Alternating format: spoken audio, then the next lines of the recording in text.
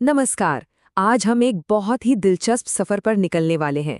ये एक ऐसी कहानी का सफर है जो हजारों सालों में पवित्र ग्रंथों के पन्नों से गुजरती हुई विकसित हुई है।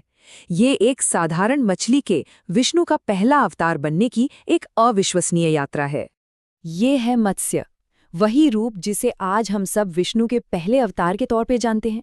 पर क्या ये कहानी हमेशा से ऐसी ही थी? जी नहीं, बिल्कुल नहीं। इसका जो शुरुआती रूप था वो बहुत ही अलग और कह सकते हैं काफी सरल था। तो सवाल यही उठता है कि आखिर ये बदलाव हुआ कैसे? कैसे एक साधारण सी कहानी जिसमें एक मछली एक इंसान को बाढ़ से बचाती है, वो एक दिव्य अवतार की कहानी बन गई? चलिए इसी सवाल का जवाब ढूंढते हैं और इस कहानी की एकदम जड़ों तक चलते हैं, जहां से ये सब कुछ शुरू हुआ।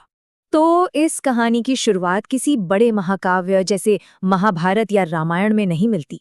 नहीं, इसकी जड़ें कहीं और ज्यादा गहरी हैं। एक बहुत ही प्राचीन वैदिक ग्रंथ में, जिसने इस पूरे मिथक की कह लीजिए नींव रखी। देखिए, हमारे पास जो सबसे पहला सबसे पुराना इसका जिक्र मिलता है वो आता है शतपथ ब्राह्मण से। और ये कोई आज की बात नहीं है, हम बात कर रहे हैं लगभग 3000 साल पुराने एक टेक्स्ट की। इस कहानी के जो मुख्य पात्र हैं, जो इंसान हैं, उनका नाम है मनु। हिंदू ग्रंथों में मनु को मानवता का पूर्वज भी माना जाता है। तो शतपथ ब्राह्मण में जो कहानी है वो बहुत ही सीधी साधी है। ये बचाव और अस्तित्व की कहानी है। एक राजा है जो अपने धर्म का पालन कर रहा है, एक कमजोर जीव की रक्षा कर रहा है, और बदले में वही जीव राजा को और कह सकते हैं कि पूरी मानवता को बचाता है। एक बहुत ही सरल लेकिन गहरा संदेश। यहाँ पर सबसे जरूरी बात जो ध्यान देने वाली है वो ये है कि इस शुरुआती कहानी में मछली एक रक्षक जरूर है, पर उसकी कोई दिव्य पहचान नहीं है, कोई भगवान नहीं है। वो बस मत्स्य है, जिसका मतलब ही होता है मछली। लेकिन जैसा कि हम देखेंगे, ये पहचान हमेशा के लिए ऐसी नहीं रहने वाली थी। तो आइए अब कहानी में थोड़ा आगे बढ़ते हैं, देखते हैं कि कैसे ये कहानी धीरे धीरे बड़े धार्मिक ढांचों में समाती चली गई और एक बिल्कुल नया रूप लेने लगी। ये बहुत दिलचस्प है। जैसे जैसे वक्त आगे बढ़ा, ये कहानी मुख्यधारा के हिंदू विचारों का हिस्सा बनती गई। देखिए, महाभारत में इस मछली को सृष्टिकर्ता ब्रह्मा का रूप बताया गया, लेकिन जो असली और बड़ा बदलाव आया वो आया पुराणों के समय में। यहाँ आकर इस मछली की पहचान हमेशा के लिए संरक्षक देवता विष्णु के पहले अवतार के रूप में पक्की हो गई।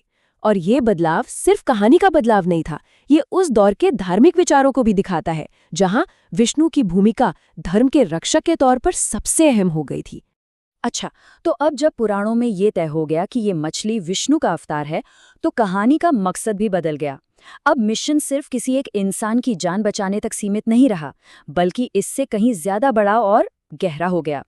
हाँ, पहला मिशन तो वही है, मानव जाति के पूर्वज सत्यव्रत या मनु को एक भयानक प्रलय से बचाना। ये तो कहानी का मूल आधार है। लेकिन अब इसके साथ एक और बहुत ही गहरा मकसद जुड़ने वाला था, और वो दूसरा मिशन था पवित्र ज्ञान को एक राक्षस के चंगुल से छुड़ाना। देखिए, इस एक मिशन के जुड़ने से कहानी में एक पूरी नई धार्मिक परत आ जाती है। अब बात सिर्फ जिंदा रहने की नहीं है, अब बात है ब्रह्मांड की व्यवस्था, यानी धर्म को बचाने की। और इस मिशन के लिए कहानी में एक विलन, एक खलनायक की एंट्री होती है, जिसका नाम है हयग्रीव। ये एक ऐसा राक्षस है जो सोते हुए ब्रह्मा से चारों वेद चुरा लेता है, जो कि सृष्टि का ज्ञान है, और उन्हें गहरे समंदर में छुपा देता है। मतलब ये सिर्फ एक चोरी नहीं है, ये तो सीधे सीधे ब्रह्मांड के संतुलन पर हमला है। तो अब देखिए, कहानी कहां से कहां आ गई। एक तरफ शतपथ ब्राह्मण की वो सीधी सादी कहानी, और दूसरी तरफ पुराणों का ये विशाल कथानक। ये कहानी अब सिर्फ एक बाढ़ की कथा नहीं रही, ये ज्ञान और धर्म को बचाने का एक बहुत ही गहरा प्रतीक बन गई। अब लड़ाई इंसान और प्रकृति के बीच नहीं, बल्कि अच्छाई और बुराई के बीच है, दैवीय व्यवस्था और राक्षसी अराजकता के बीच। तो फिर इस पूरी कहानी के विकास से, इस महागाथा से हमें क्या समझना चाहिए? इसके पीछे छिपे हुए गहरे अर्थ क्या हैं? चलिए इस पर बात करते हैं। इस कहानी में प्रतीकात्मक अर्थों की कई परतें हैं।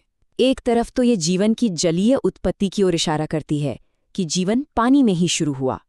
वहीं दूसरी तरफ वेदों को बचाना, धर्म के संरक्षण जैसे गहरे आध्यात्मिक सिद्धांतों को समझाता है। और मनु का उस छोटी मछली को बचाना, वो एक अच्छे राजा के धर्म को दिखाता है कि कमजोर की रक्षा करना ही शासक का कर्तव्य है। असल में मत्स्य अवतार उसी केंद्रीय विचार को और मजबूत करता है जो विष्णु के सभी अवतारों में मिलता है, कि जब जब ब्रह्मांड में धर्म का संतुलन बिगड़ता है, उसे फिर से स्थापित करने के लिए दैवीय शक्ति हस्तक्षेप करती है। और ऐसा नहीं है कि ये कहानी बस पुराने ग्रंथों में ही है, ये आज भी हमारे बीच जिंदा है। कला में हम इसे मूर्तियों और चित्रों में दो मुख्य रूपों में देखते हैं, कभी एक बहुत बड़ी मछली के रूप में, तो कभी आधे इंसान और आधी मछली के रूप में। दक्षिण भारत और नेपाल में कुछ मंदिर भी हैं, जैसे नागलपुरम का वेदनारायण मंदिर, जहाँ आज भी इनकी पूजा होती है। और हाँ, समृद्धि के प्रतीक के तौर पर तो यह हमारी संस्कृति का एक अटूट हिस्सा बन ही चुका है। तो आखिर में ये सवाल हमारे सामने खड़ा होता है, हजारों सालों में एक ही कहानी का इस तरह से बदलना, विकसित होना हमें क्या बताता है? ये बताता है कि कहानियां सिर्फ सुनाई नहीं जाती, वे हमारे साथ जीती हैं, हमारे साथ बड़ी होती हैं और समय के साथ साथ अस्तित्व, ज्ञान और हमारे होने के मकसद जैसे गहरे सवालों को अपने अंदर समेटती चली जाती हैं।